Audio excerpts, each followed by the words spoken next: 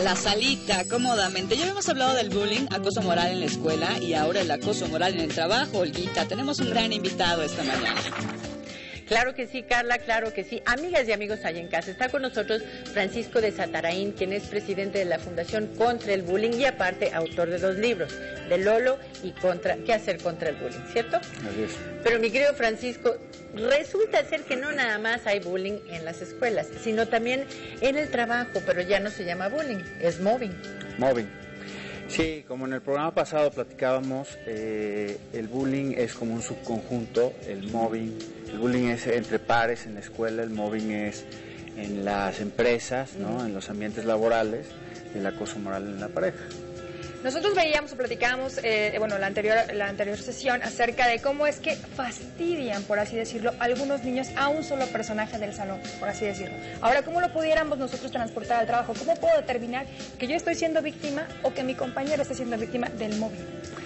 Bueno, aquí la gran ventaja es que ha habido muchos adelantos. Lo primero que me gustaría decir es que no es fortuito, así como el bullying no es fortuito, que hay esta creencia de que de repente se le ocurrió decir, ay, tú tienes los pelos de escobeta, entre niños, ¿no?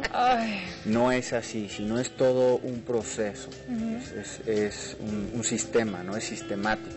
En el mobbing es igual, nada más que el mobbing son las grandes ligas, porque estamos hablando de adultos. Profesionales, por así decirlo, igual llevan instalados en esta conducta de acosador 20, 25 años. Es muy probable que los bullies, que son los chiquitos, se vuelvan un acosador en las empresas. Y bueno, los grandes adelantos es que ya sabemos, es un terreno conocido, ya sabemos que los acosadores pasan por 4 fases. Y la pregunta que tú me hacías concreta es, ¿cómo me puedo dar cuenta? Hay ya cuestionarios, sobre todo hay un cuestionario de Heinz Lehmann, que es así como el padre del mobbing, que por cierto, mobbing, ese sí tiene una traducción más directa.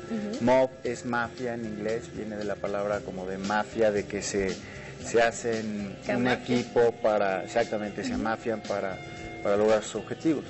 Entonces, bueno, hay muchísimas situaciones, como por ejemplo, cuando eres muy capaz y te entregan un trabajo muy facilito, ¿no? Digamos, tienes maestría en ingeniería y entonces te ponen a sacar un reporte de las sumas de las ventas, ¿no? Entonces te tienen por debajo de tu capacidad. Y al contrario también es una estrategia, que es que te sobrecargan de trabajo y sobre todo hay que hacer énfasis en los jóvenes que están recién egresados, porque ellos buscan la aceptación del jefe, buscan brillar, buscan demostrar su capacidad y demás, y en esa búsqueda es en donde un acosador los tiene agarrados perfectamente bien. ¿Por qué? Porque le dicen algo así como, a ver, puedes sacar este reporte para el lunes que te implique esto y el otro, y aquí hay una cosa imposible de hacer. Y entonces el empleado en esta búsqueda de aceptación y de demostrar va a decir que sí, y él va a hacer como sea, y si es necesario no duerme y demás. Y entonces la responsabilidad ya cae en el empleado, porque él está diciendo que sí puede. Y entonces va a llegar el lunes y le va a ser absolutamente imposible entregar este trabajo. ¿Qué va a pasar? Que el jefe ya tiene un elemento para decir, tú solito me dijiste que sí podías, ahora no lo estás entregando, no estás respondiendo como yo esperaba que respondieras, y vamos a tomar cartas en el asunto, ¿no? Esa es una, por ejemplo. La otra es cuando físicamente te mandan a una oficina lejos de tu equipo de trabajo, en donde se va a entorpecer la comunicación y el flujo de información y todo este tipo de cosas. Pero ¿qué sucede, por ejemplo, en el caso de que el jefe le dice, tú puedes hacer este trabajo, y si de entrada él dice, no puedo, pues de todos modos ya se ahorcó? Que esa es otra, ¿no? Sí. Si dice abiertamente no puedo, pues entonces no estás capacitado. Si dice sí puedo, entonces te mandan a hacer un trabajo que no se va a poder humanamente, y entonces tampoco lo vas a entregar, ¿no?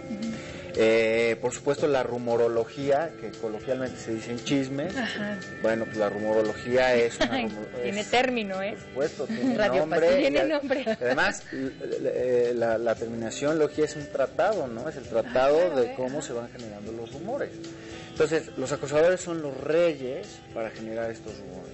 Saben con quién hacerlo, en qué momento hacerlo, enfrente de quién hacerlo, cómo hacerlo, qué es lo que van a conseguir, ¿no?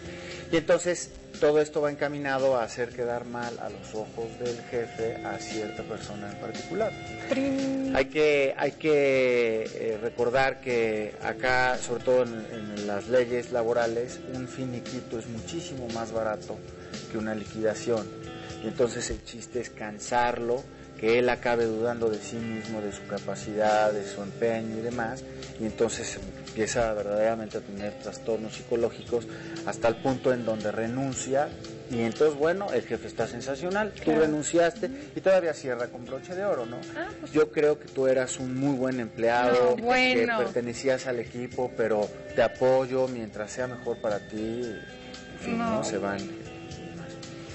Otra muy común es cuando te mandan a la congeladora, es decir, cuando no te pasan nada de trabajo, en donde tienes que cumplir tu horario de 8 a 5 de la tarde, ¿no?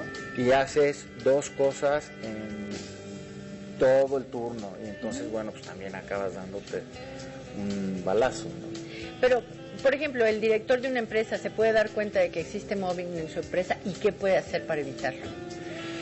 Mira, esta pregunta es una pregunta un poco complicada porque muchos directores de empresas son acosadores, así es como manejan a su gente, ¿no? Entonces, bueno, es importante decir que a las empresas les cuesta muchísimo dinero, les cuesta en cuanto a la organización, en cuanto a la comunicación, en cuanto a muchísimas pérdidas económicas, y es importante que los directores pongan atención en este fenómeno. Y yo creo que es un tema que puede darnos para una sesión aún más, que pudiéramos platicar un poquito más a fondo, porque probablemente usted esté siendo víctima del mobbing y ni siquiera se ha dado cuenta, y hay algo que podemos hacer. Muchísimas gracias por acompañarnos. Gracias. Y nos vamos rapidísimo ahora con Víctor.